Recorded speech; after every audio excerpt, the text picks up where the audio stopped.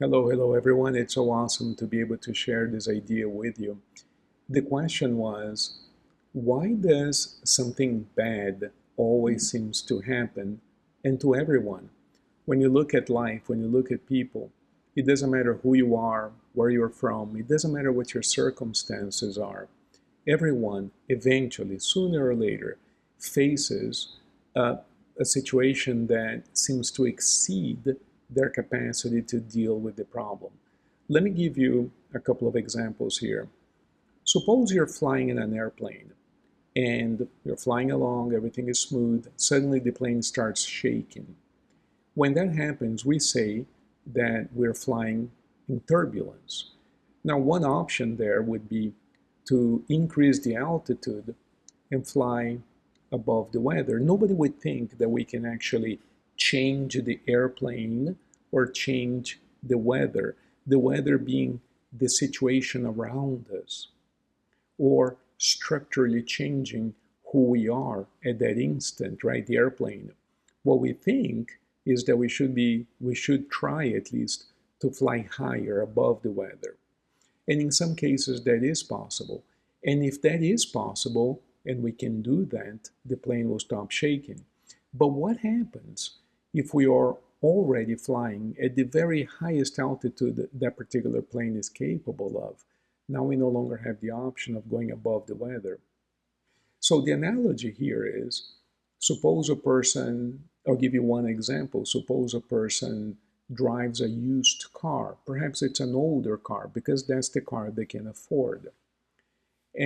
But they have significant savings. That's the car that they drive, but they have significant savings. In this made up example, let's just suppose that this person's car eventually died. The engine burnt out, or something happened, or the car got crashed or totaled. Whatever the example is, that car no longer exists. The person has some savings. They can go out and purchase a new car or another car. The problem, so there's a little bit of a crisis. They had to spend the money. Maybe they're out of a car for a couple of days, whatever the case might be.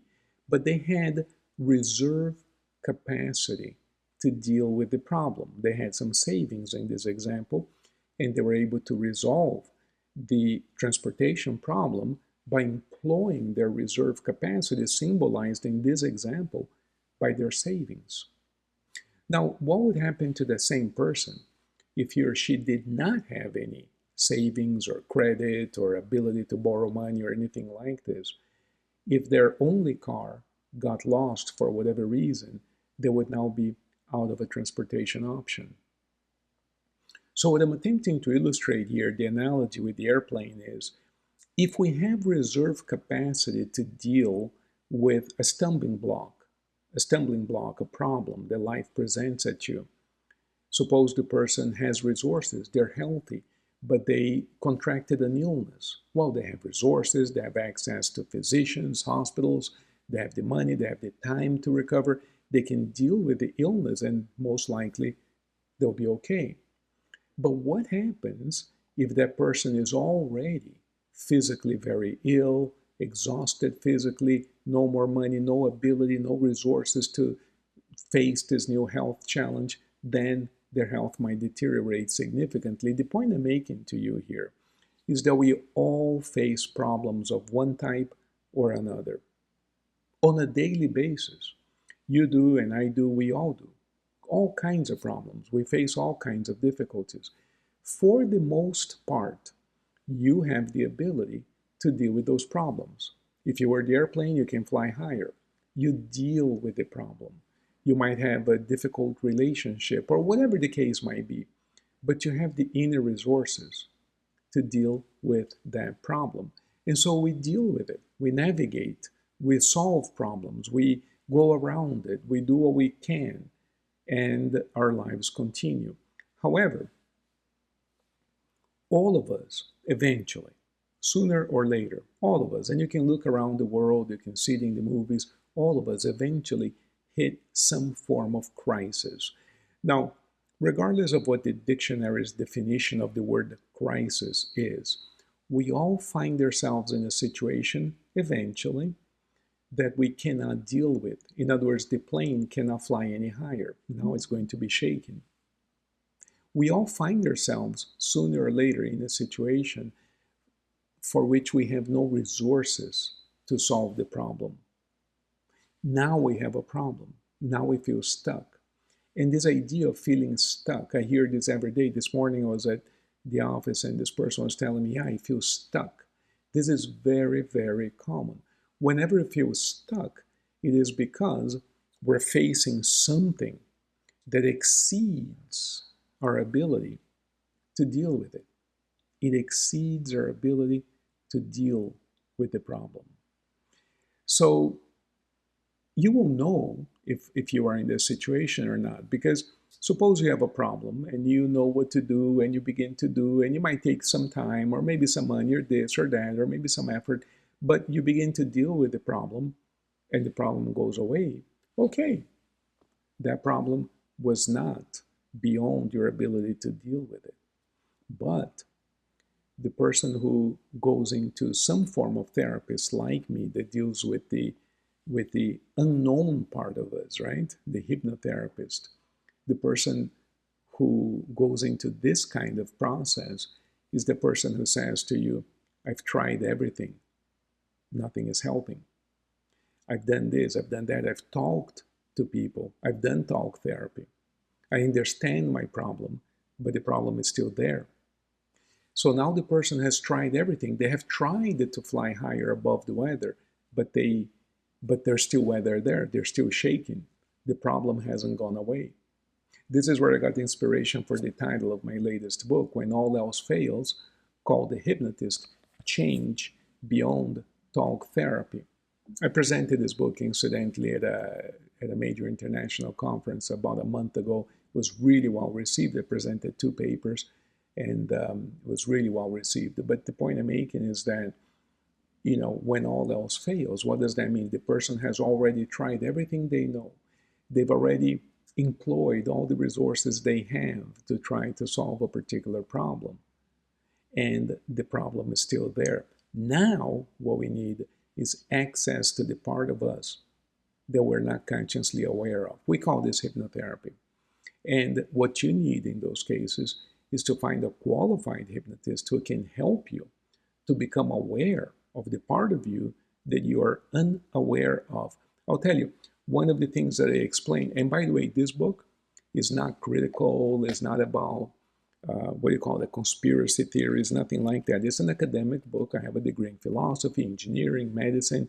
So I approach this from a very academic point of view. I show you research, it's a good book. It's not a conspiracy type of book. But one of the things that I want to share with you about the book is that, contrary to what most people think, talk therapy does not work for everybody. About half the people who go talk to somebody do not feel any better. And about 10% of those people actually tell you, according to their research, this is not my research, they actually feel worse. I present here to you in this book why that happens. It has to do with neuroplasticity, the way the brain works. It has to do with epigenetics. And it has to do with the notion that the more we talk about the problem, the more we sort of reinforce those problems. So for some people, they become worse. For other people, they find relief in the process of talking.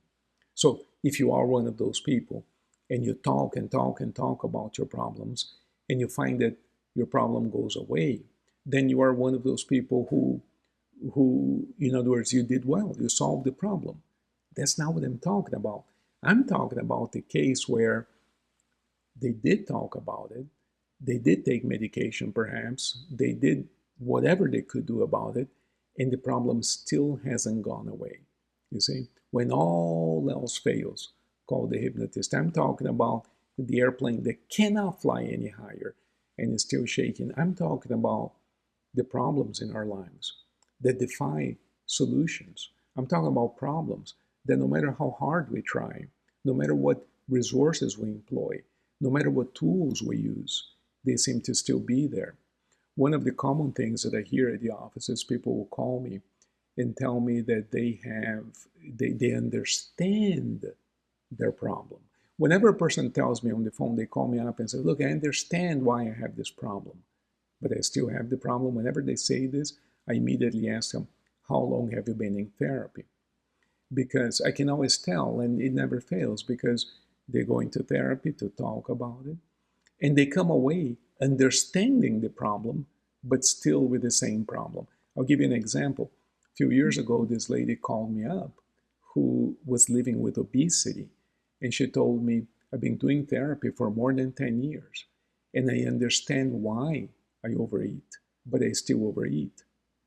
So these kinds of stories are very common in a setting like ours. All that I want to convey to you today is that we all reach a point in our lives. I did, I have, we all do. We all reach a point in our lives where our capacity to deal with a particular situation is not sufficient to deal with a particular situation. Life will always stomp us because if it did not, we would not grow beyond what we already know. There's always that situation in life that forces us to go into the unknown. Otherwise, otherwise, if I'm only employing the resources that I believe I have and I'm only going around in circles in what I already know about myself, there's really no growth. I'm simply going around. In other words, let's suppose that I have $10 in the bank, you know, and I have a situation I got to pay out $1. I have another situation I got to pay out another dollar. So then they refund me the money, whatever. So I always have my same $10 there, and I'm always dealing with little problems here and there, and I pay out a dollar, get a dollar back, and my account stays at $10, give or take a dollar or two that goes up or down. That's it. There's no growth there. But if there's a massive challenge and now I need $100, my account with 10 will not be sufficient to deal with that expense. So now I have to go out of my comfort zone and figure out a way to do what I haven't been able to do before, which is to get, find, make, earn $100 to be able to deal with that problem. Now I have to go outside of what I'm normally capable of doing. And this is just an analogy, but this is what I'm explaining, that we all face situations eventually that exceed our capacity to deal with them. And it is at that moment that we seek help, we try this, we try that, and that's all great. If it helps, great. The problem is that for about half of the human beings, we all are facing that problem, and about half of them, according to research, not my research, according to research, will not be helped by simply talking about their problems. They're going to need access to the unconscious. They're going to need altered states of consciousness. They're going to need hypnosis to get more resources, to fly higher above the weather.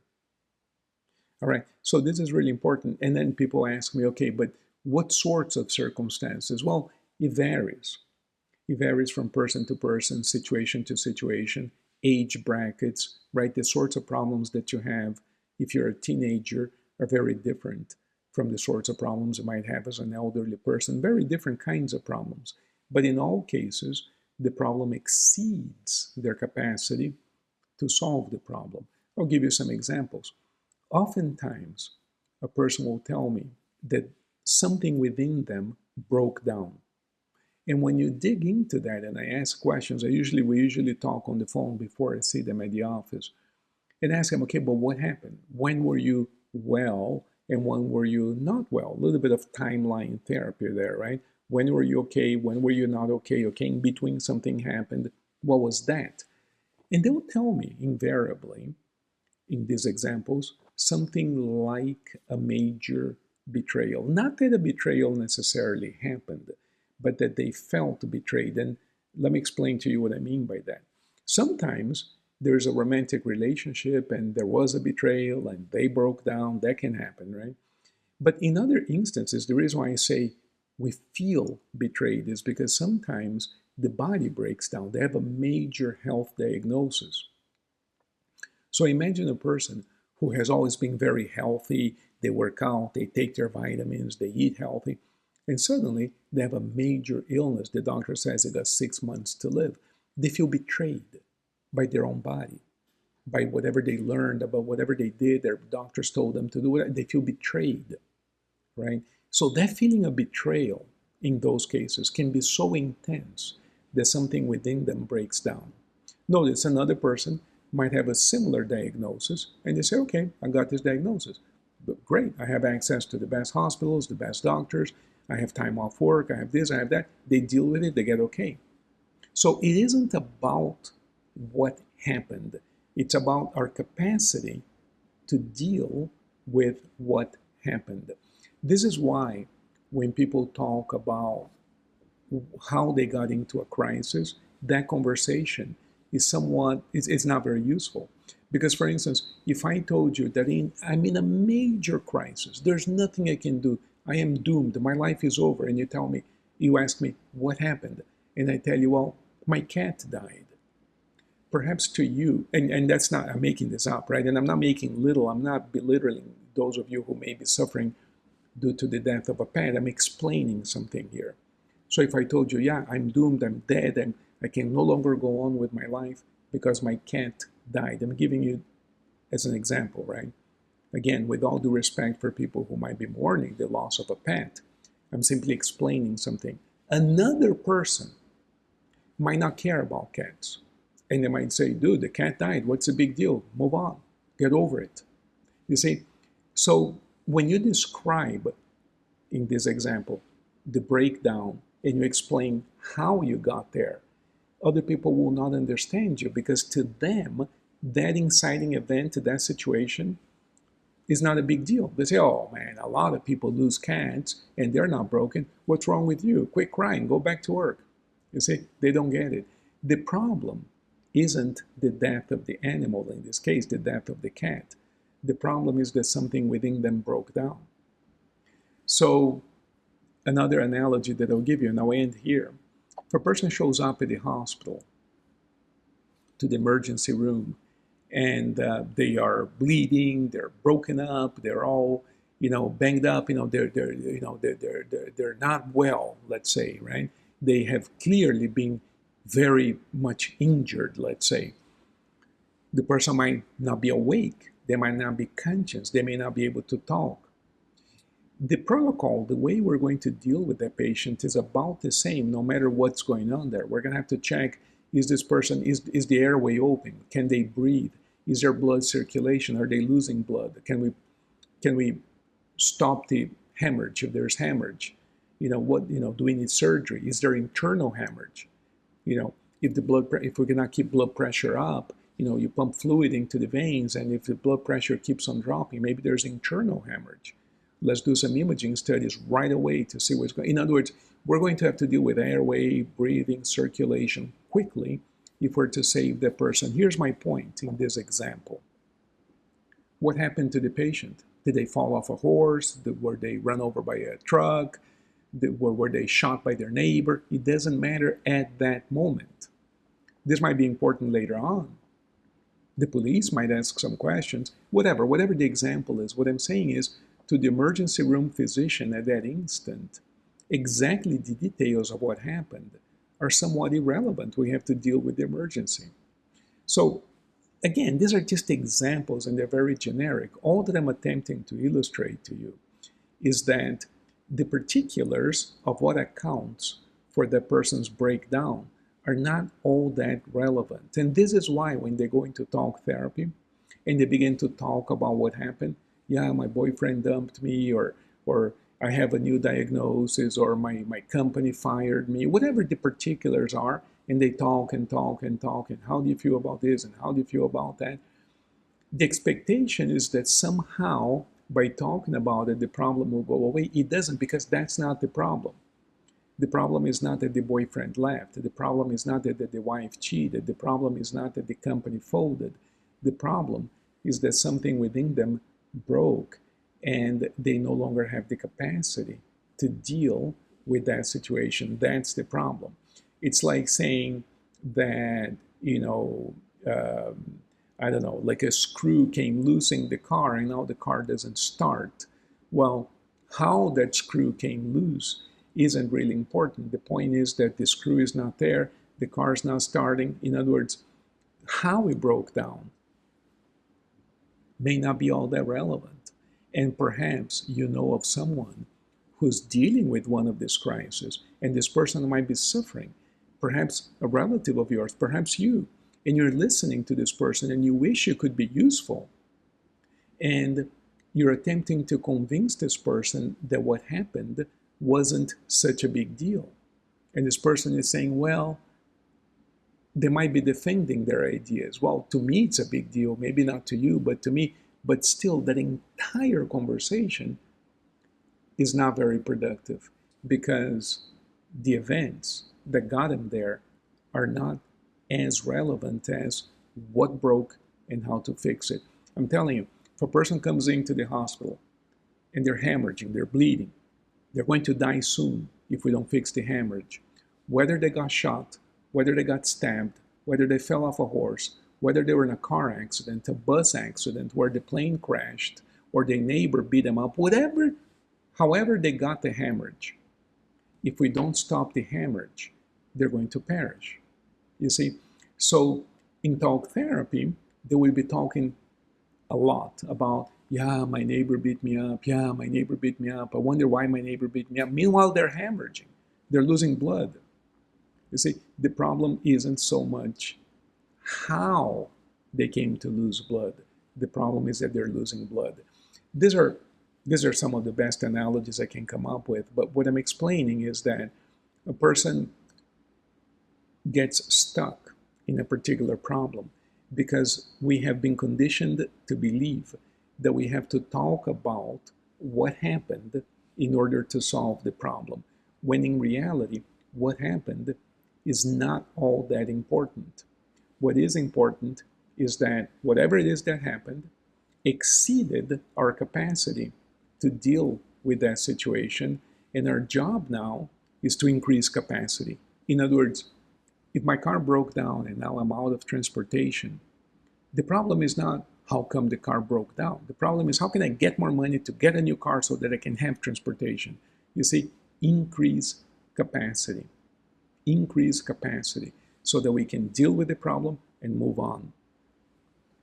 What creates desperation in the people that perhaps you know when they have a crisis is that they end up doing everything they're told they should be doing to solve the problem, and they only feel worse because they're not dealing with the capacity. Listen, the very way in which people become a patient of a talk therapist, the very word patient puts them in the passive position, that alone is deleterious. That alone can complicate their position. It is time that we address the right problem. The problem here is, well, we don't have the capacity to deal with this problem. We have to increase capacity so that you can go on with your life. And that is going to require additional resources. Where are those resources going to come from? They cannot come from anyone else. By definition, they can only come from the core of your being. This is why the only way to solve some of these more serious problems is by accessing the part of us that we're not aware of. Hence, when all else fails, call the hypnotist. Change beyond talk therapy. Mega love to all of you. Talk soon.